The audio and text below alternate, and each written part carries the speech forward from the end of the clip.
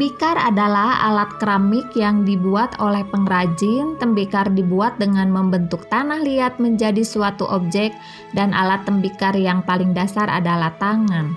Sedangkan gerabah adalah perkakas yang terbuat dari tanah liat yang dibentuk kemudian dibakar untuk kemudian dijadikan alat-alat yang berguna membantu kehidupan manusia.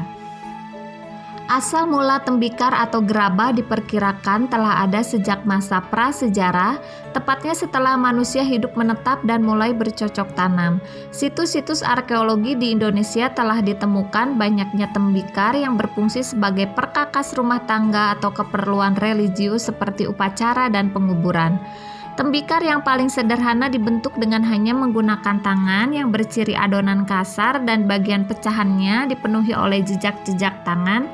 Selain itu bentuknya kadang tidak simetris. Selain dibuat dengan teknik tangan, tembikar yang lebih modern dibuat dengan menggunakan tatap batu dan roda putar.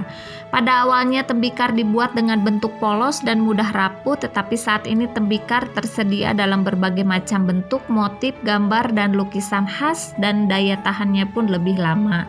Di Indonesia tembikar dibawa melalui kebudayaan Sahun, suatu kebudayaan kuno di daerah Vietnam yang terkenal akan seni gerabah dan tembikar kunonya.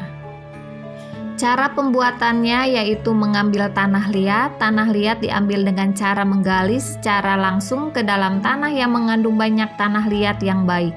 Tanah liat yang baik berwarna merah coklat atau putih kecoklatan. Tanah liat yang telah digali kemudian dikumpulkan pada suatu tempat untuk proses selanjutnya. Kemudian proses pembentukan. Setelah melewati proses penggilingan, maka tanah liat siap dibentuk sesuai dengan keinginan. Aneka bentuk dan desain dapat dihasilkan dari tanah liat. Seberapa banyak tanah liat dan berapa lama waktu yang diperlukan tergantung pada seberapa besar gerabah yang akan dihasilkan. Dan pengrajin gerabah akan menggunakan kedua tangan untuk membentuk tanah liat dan kedua kaki untuk memutar alat pemutar. Kesamaan gerak dan konsentrasi sangat diperlukan untuk dapat melakukannya. Alat-alat yang digunakan yaitu alat pemutar, alat pemukul batu bulat, kain kecil.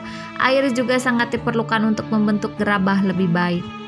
Selanjutnya penjemuran. Setelah bentuk akhir telah terbentuk, maka diteruskan dengan penjemuran. Sebelum dijemur di bawah terik matahari, gerabah yang sudah agak mengeras dihaluskan dengan air dan kain kecil, lalu dibatik dengan batu api. Setelah itu baru dijemur hingga benar-benar kering.